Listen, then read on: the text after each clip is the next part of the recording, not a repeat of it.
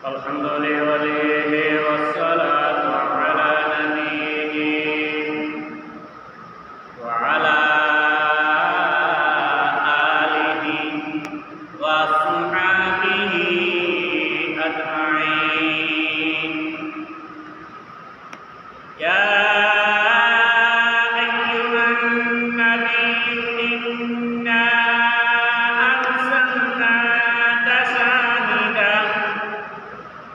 شاهدا ومبشرا ونذيرا وداعيا إلى الله بإذنه وسراجا منيرا. أما بعد فأعوذ بالله من الشيطان الرجيم. بسم الله الرحمن الرحيم.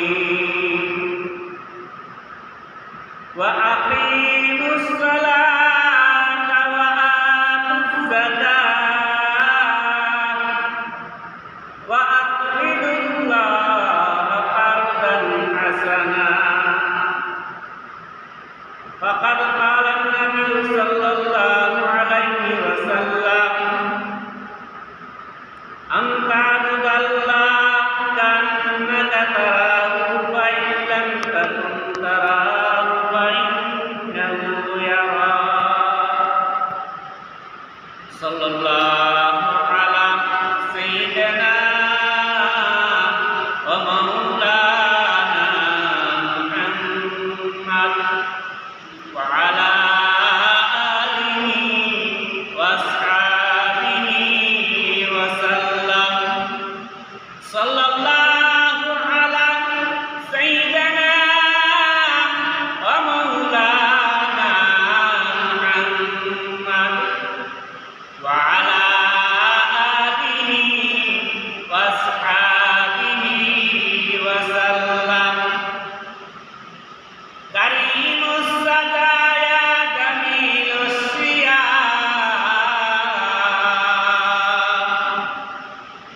نبي البرايا شفيع الأمم بلغ العلا بكماله كشف الدجى بجماله حسنت جميع خصاله. صلوا عليه وآله. يا إلهي دکا دے ہمیں دیار مدینہ.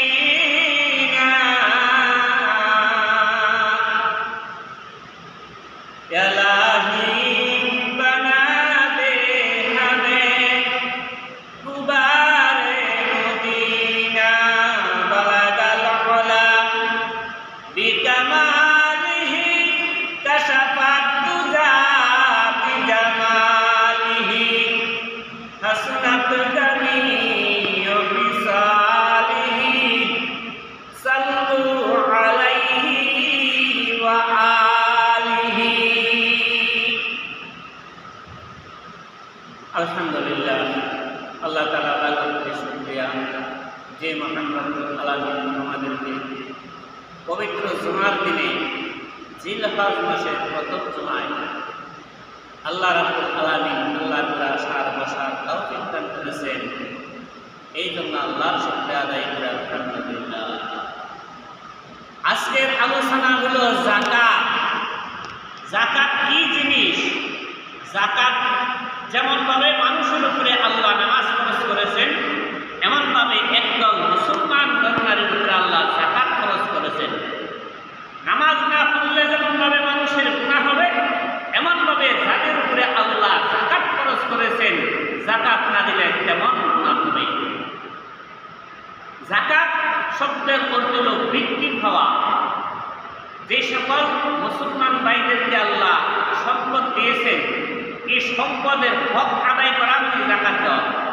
এই জাকাত দিলে তার মাল বৃদ্ধি হয়, তার মালটা পাক করে পুরা হয়।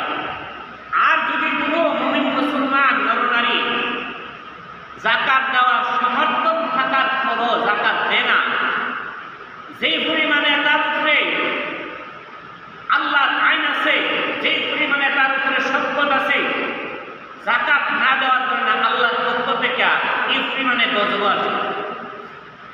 গজব কিভাবে আসবে এটা হওয়া জানা, বিভিন্ন রূপে বিভিন্ন আকারে মানুষের উপরে আল্লাহ গজব দিবেন। কেন? আল্লাহর আইন, আল্লাহর বিধান, নামাজ পড়া যেমন আল্লাহর বিধান, আল্লাহর হুকুম। একজনের উপরে আল্লাহ জাকাত খরচ করেছেন, জাকাত আদায় করা, জাকাতের হক আদায় করা, এটা ফরজ। এই জাকাত খরচ হওয়ার জন্য 5টা জিনিস শর্ত, 5 প্রকার মানুষের উপরে আল্লাহ খরচ করছে। 1 নম্বর, জাকাতটা খরচ হওয়ার জন্য শর্ত হলো 1 নম্বর হে মুসলমানের উপরে। বেঈমান কাফির উপরে জাকাত নাই, মুসলমানের উপরে। এখন এই মুসলমানের সম্পদ আছে, বিশাল পরিমাণে সম্পদ আছে, কিন্তু জাকাত আল্লাহ তার উপরে খরচ করেছেন সম্পদের মায়ায়, দুনিয়ার সম্পদের মহব্বতে জাকাত দেয় না। জাকাত দিলে একদল মানুষে মনে করে জাকাত দিলে তার সম্পদ কমে যাবে। আর আল্লাহ নবী বলেন, ও আমার মায়ার উম্মত, তোমার উপর আল্লাহ জাকাত খরচ করেছেন, তুমি জাকাতের টাকা দিলে তোমার জাকাত দেওয়ার কারণে তোমার সম্পদ কমবে না। এ আমার মায়ার উম্মত, তুমি জাকাত আদায় করলে তোমার মাল পাক পবিত্র হয়ে যাবে, তোমার মাল আরো বৃদ্ধি পাইবে।